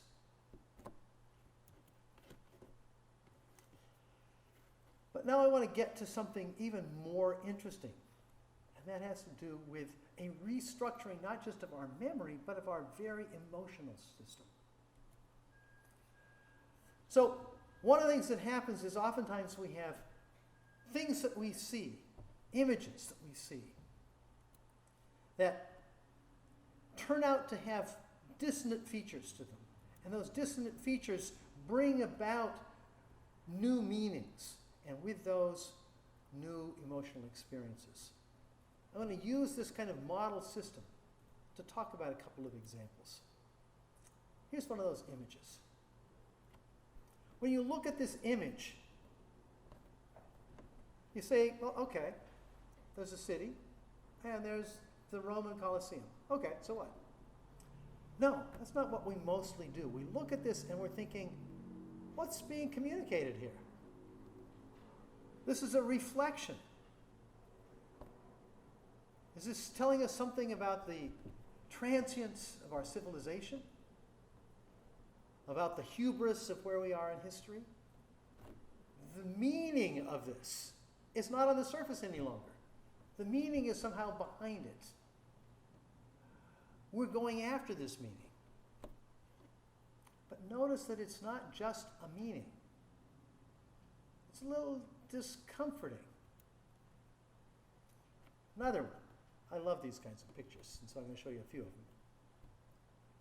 This one has a title. This one's called The American Puzzle. It takes a while to sort of dig through what's going on here. But once you sort of get the whole thing, you see how it's all put together, you realize that it's a comment. It's not just a picture. It's not just a depiction. It's a comment about something that you have to see beyond the picture to get. What's behind it? What drove it? What's being communicated here? It's an abstract communication. It has, again, some unsettling emotional features to it, perhaps. Why is it that we don't just see the surface? Why is it that we don't just see what's being depicted? Yeah, okay, it's a depiction of a puzzle and a person with pieces handing the puzzle off. You know, a child might just see that and say, this is weird, you know, look at this funny thing, but it's just putting a puzzle together. You and I don't do that. We immediately, once we see the whole puzzle, we begin to look beyond it. Let me give you another one. 3 different images here. Mother taking care of her baby, baby playing with toys, and a marionette. Each of these is an icon, an image of something that sort of brings about, you know, we have sort of this loving experience here. We feel sort of positive about this. It's kind of fun here, fun playing with puppets. We've got some emotions associated with this. But the next picture I'm going to show you is a cover of the New Yorker magazine that I love.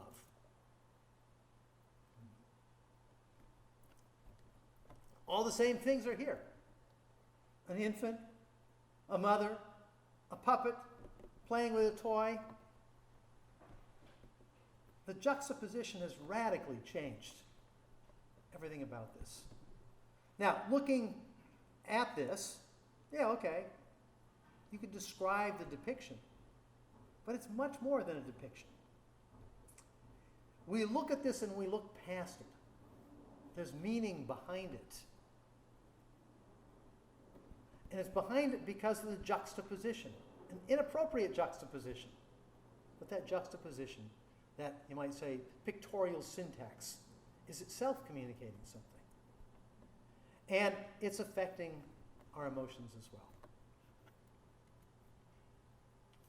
well. I think this kind of thing happens also in other kinds of emotional experiences. One of the things that's fairly distinctive of human beings is humor. Why should we produce an innate vocalization, very distinctive vocalization, laughter, at a logical puzzle that gets resolved absurdly? A joke. Why does a joke produce a very distinctive emotional experience, a kind of release experience, and a vocalization that evolved to be very specific, laughter, shared by all human beings? That's weird, if you think about it. But what's going on, of course, is that the punchline undermines what was the setup of the joke. So that, in effect, what's happened is that the resolution resolves what might be a tension that was in the punchline. One emotion that's a kind of a sensitivity, oftentimes the run-up to a joke is racial or sexual, or has to do with defecation or something like that if you're a 6-year-old, a 7-year-old, or a president. And what happens under these circumstances is that one kind of emotion is radically replaced by another kind of emotion. Somehow that generates a very distinctive emotional experience. And it generates a specific kind of vocalization. A social vocalization is meant to communicate to others something about your state of mind, your autonomic state. Or think about one of my other favorite emotions that we human beings are very familiar with, but it's hard to imagine that any other species has this one: nostalgia. Nostalgia involves a past and a present, both of which existed. One exists, one existed, being juxtaposed with respect to each other. They have different emotional correlates associated with them, but they're not resolvable. There's not a simple answer in which one replaces the other. I think most aesthetic experience has this kind of feature to it. What am I getting at? I'm arguing that because of our symbolic capacity, because of these capacities I talked about, because of the narrative capacities we have, and because of our ability to construct these relationships in which you can use symbols which don't carry any clue to their reference, to juxtapose things in ways that would not be juxtaposable in the real world, or juxtaposable in strange conditions. Because the symbol tokens represent their content indirectly and without sharing attributes or direct correlations, the salience and intensity of their emotional correlates are also substantially reduced. In other words, we don't have a lot of strong emotion about this. But this enables symbols to be combined and juxtaposed in many more diverse ways. This combinatorial freedom can lead to the expression of emotional interactions correlated with these that could not otherwise co-occur. Because the correlated emotions aroused by these combinations are of lower intensity because of this distancing. They too are more easily manipulated and combined in novel ways. So my conclusion is this new combinatorial capacity that's showing up because of this manipulates our emotions into combinations of emotional states, into mixes of emotional states that are very unlikely to have occurred if you didn't have this capacity. So I think of awe, nostalgia, righteous indignation, aesthetic appreciation, humor, irony, that eureka, I found it experience, and a whole lot more, I think are the result of this. Neurologically, I think we can also explain it because we can have very different emotional activity going on in the two hemispheres of the brain, being interacted. Now, remember that an emotion is a process. So I like to think about it as counterpoint. Two melodies being juxtaposed on top of each other to produce a complex combinatorial melody, an emotional melody that may involve positive and negatives, that may involve attraction and repulsion all together in complicated mixes. These, I think, are, to use your term, emergent in us. That is, they're what I call emergent emotions. I think we're in a world that is full of these emergent emotions, and interestingly enough, we seek them out. We don't want just the standard, I'm hungry, I'm worried. We love art, we love music. We love to contemplate the infinite, to put ourselves in symbolic spaces where novel emotional experience is part of our lives. As a result, I actually have constructed, I won't go into the detail, but sort of a cyclical relationship between what I call these emergent emotions. The ethic emotion, the righteous indignation, the recognition of good people and bad people, the eureka of science, the of the aesthetic, the humor-like relationship that's both in ironic kind of contexts. And as you can see, there's a relationship between them. I've actually tried to specify sort of a deep neurological structure that's the result of this, that has lots of features to it, lots of dimensionality to it. But this is the nature of this combinatorial story I'm telling you about emotions.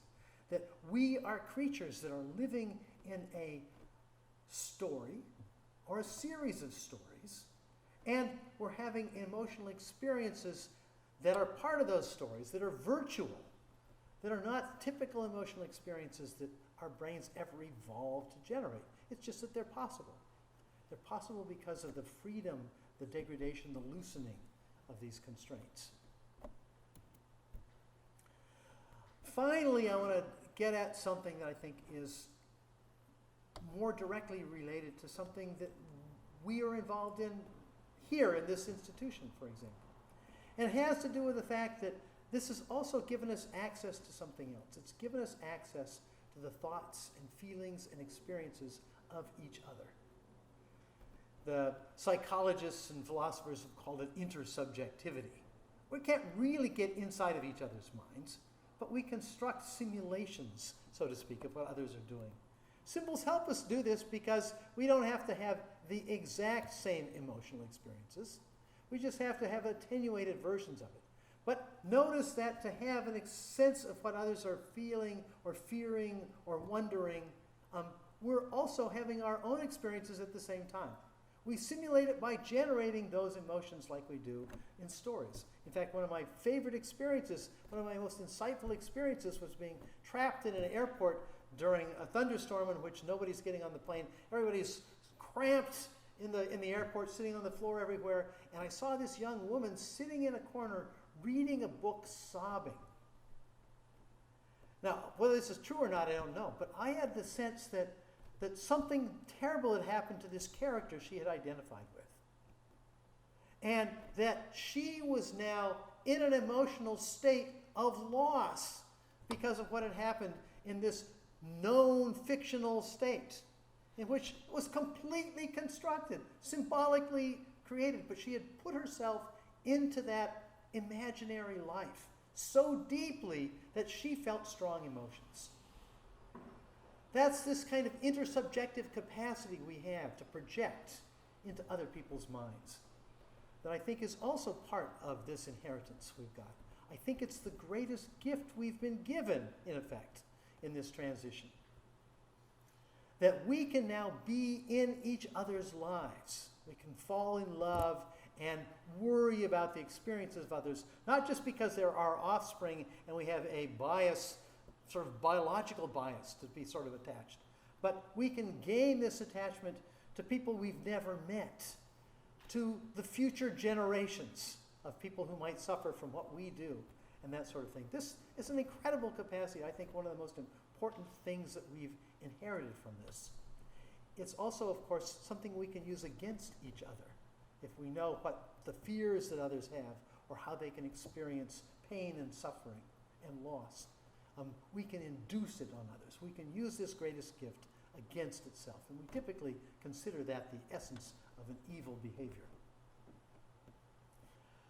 The point I want to make here is that I think our ability to do this is in part not just because of our symbolic ability, but because of the bias we have to acquire and understand symbols. All of these things are about seeing beyond the surface. In fact, the surface of the sounds I'm producing is not what you're focusing on.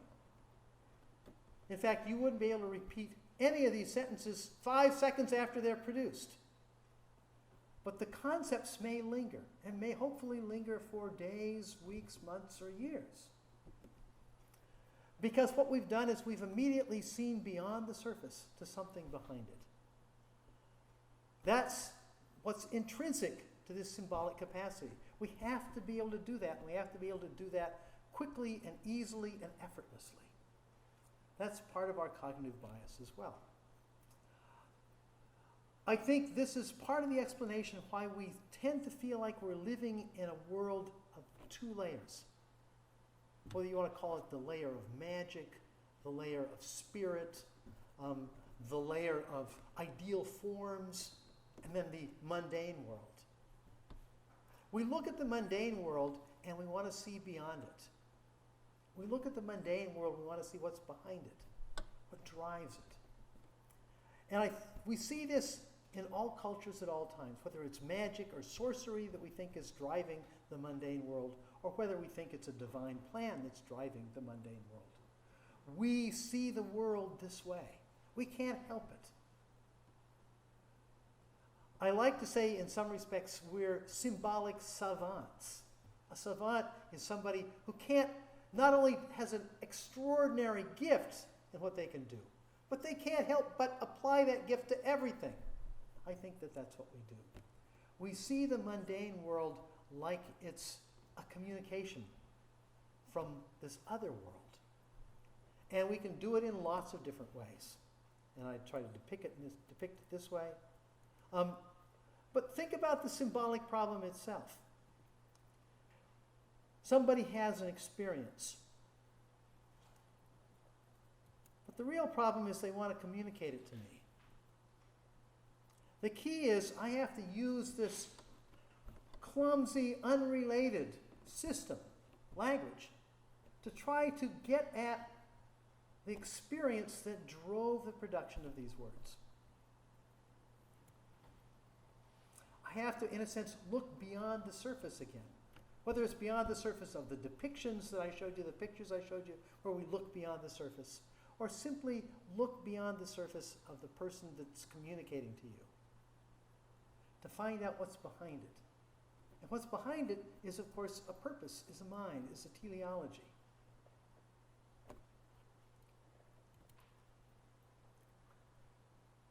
I think in this respect, we also look at the mundane world this way. We look at it as oftentimes reflecting a deeper logic. We want to know the meaning of it all. We don't just want to know how it works. We want to know the meaning of it all, how it's held together. So I think that part of our ubiquitous interest in this, trying to find the meaning of things, is also something that is a consequence of having evolved this capacity. Makes us radically different species than anything that could have been on the earth before this. So, what's the original sin? Knowledge of good and evil.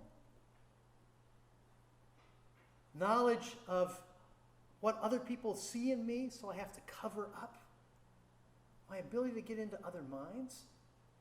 What's in the apple? I think what's in the apple was this symbolic capacity.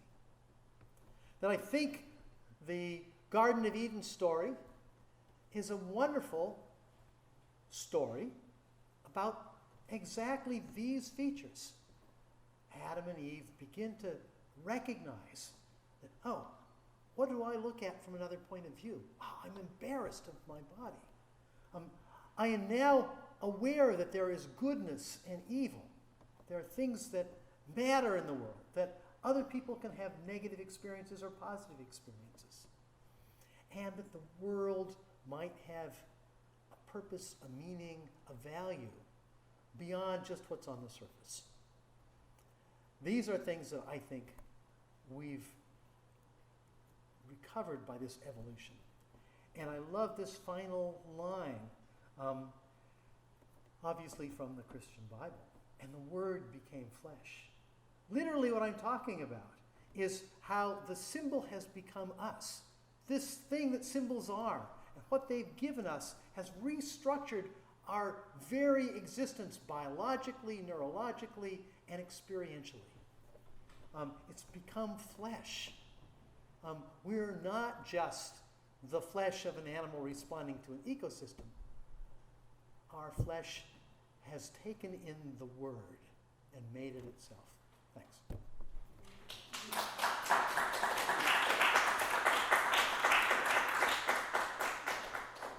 you very much, and now we have a few minutes for questions. Sorry to have filled up all the time. Okay. I hope that's been fun. I guess I just want to ask a question about in what way, and it seems like maybe you're getting to that here, that mind, the question of mind, the intellectual appetite of the human person versus the sensual appetite of the non-human animal.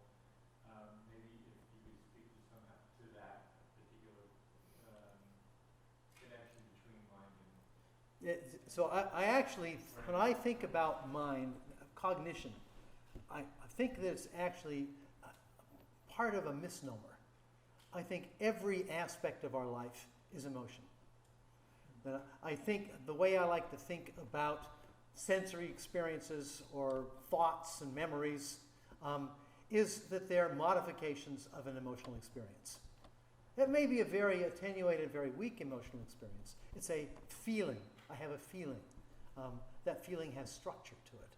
So I think that there isn't a separation. I don't want to make a suggestion. But what I've tried to do is to say that that feeling can be manipulated even more radically because of our symbolic capacity.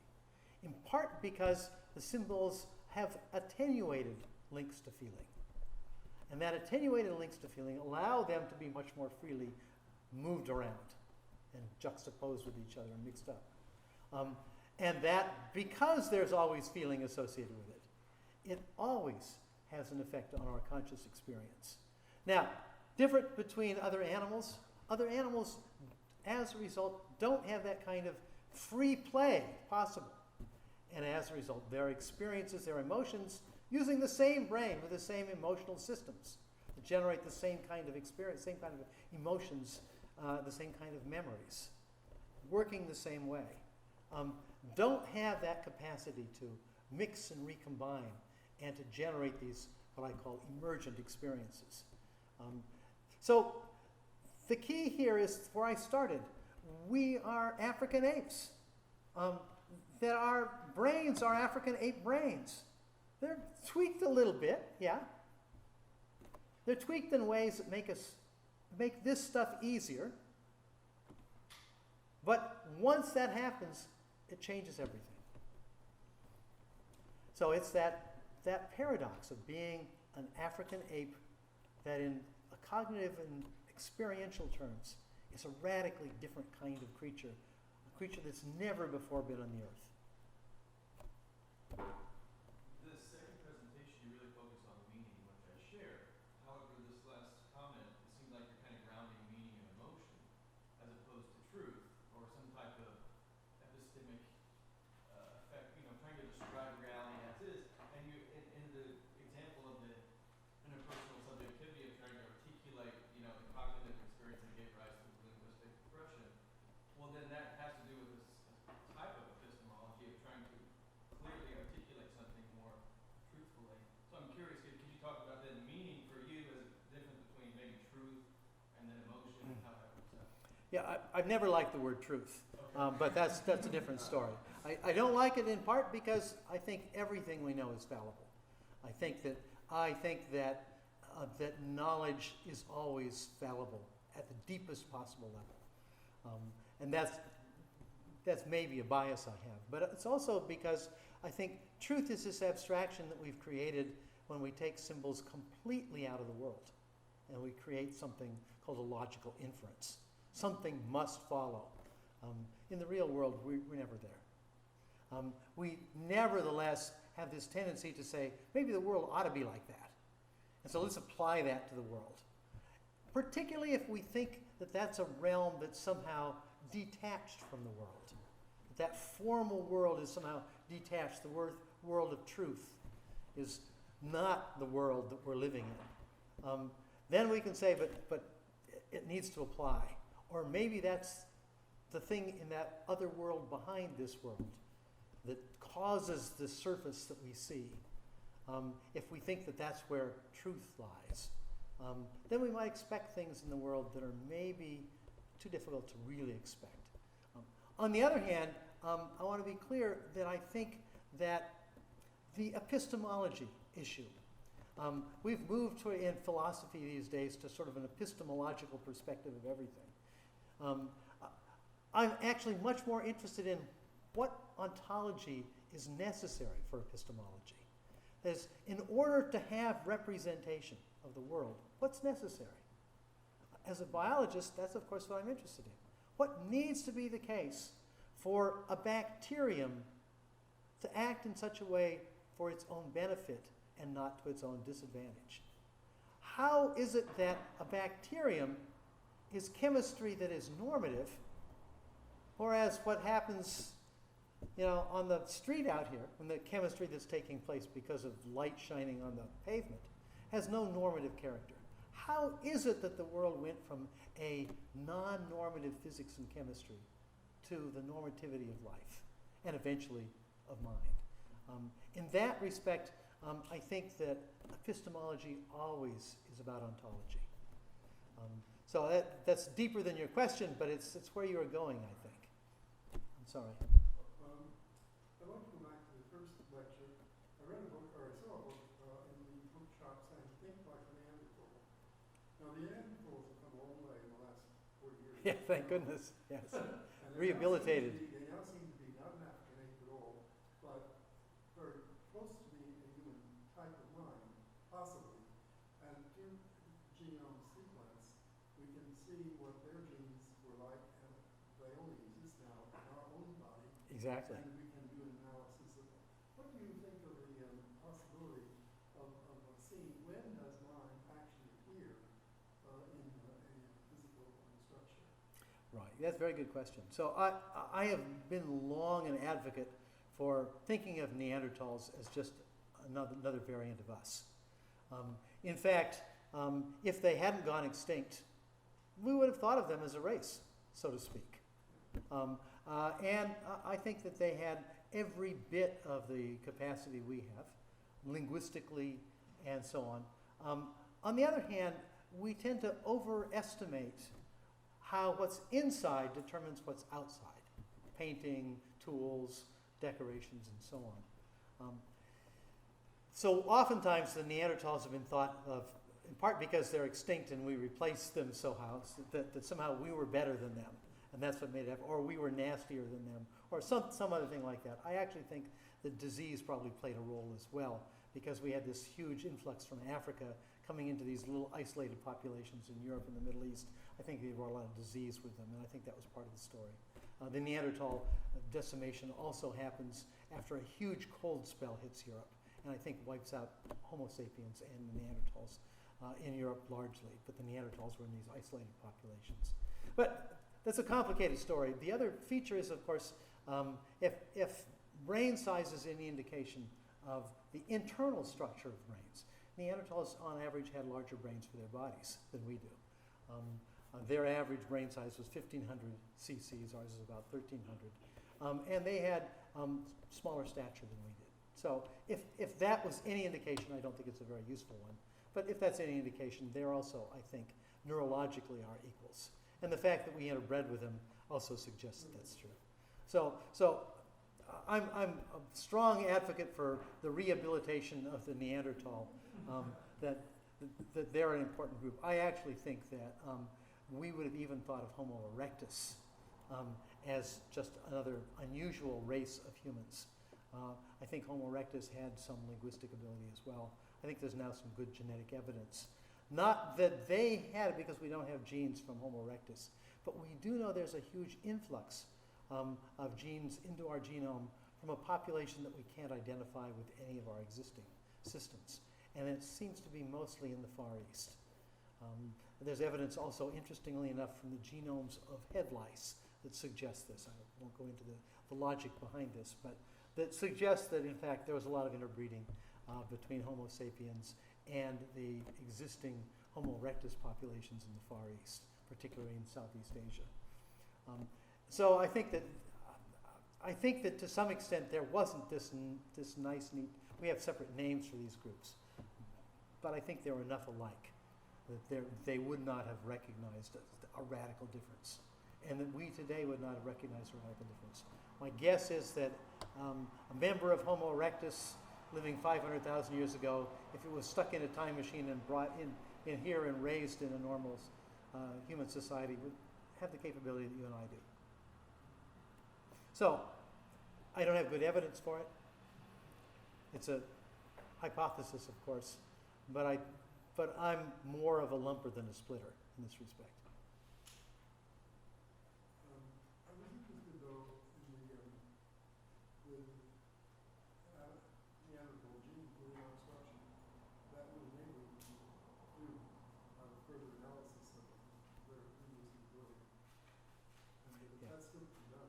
Still to be done. But we did recognize that the Neanderthals had a variant of a gene we call FOXP2, for example, that we had thought was unique to modern humans. FOXP2, I should say, is a very old gene. It's around in all mammals. Highly variable in bats, for example. So some weird, interesting things about it. It's critical for articulation. We know that when it's significantly damaged, we have a lot of problems with articulation. We know that in modern populations. It was thought that Neanderthals didn't have it. It turns out that clearly the one that we have, the variant that we have, has two mutations that distinguish us from chimpanzees. That variant was in the Neanderthal population, and it was also in a population called the Denisovan population in Central Asia. And we know that this group had common ancestry back 500,000 years roughly. That means the gene that plays a significant role in articulatory ability, that is spoken language, not just sign language, spoken language, dates to at least 500,000 years ago. And that's well before Neanderthals, Denisovans. It's when we would have classified all living hominids as Homo erectus or Homo ergaster. So my thinking there is that our language abilities are very old. I think it wouldn't have looked necessarily like language today, and I think as we walk back, it would look very, very much different. Much more gestural communication, perhaps more tonal communication, and so on. But I actually view this change beginning somewhere in the range of 2 million years ago, and slowly changing. That's, of course, the time when we begin to see the first changes in relative brain size. We see major loss in tooth structure, in jaw structure, and facial structure. We see stature increasing to roughly modern proportions. We see sexual dimorphism effectively disappearing from the population. And we see the first time continuous tool use from this point on. So I think this is a major transition that took place in our ancestry, but it's very old. 2 million years ago is a long time. Well, I'm sure that we all have many, many questions to ask Professor Deacon, and hopefully we may have other opportunities in the future to continue this dialogue, this conversation, and that's good. We have to stop here. I want to thank you for coming here today very much and talking to us about this very, very interesting topic. Thank you very much. Thank you all.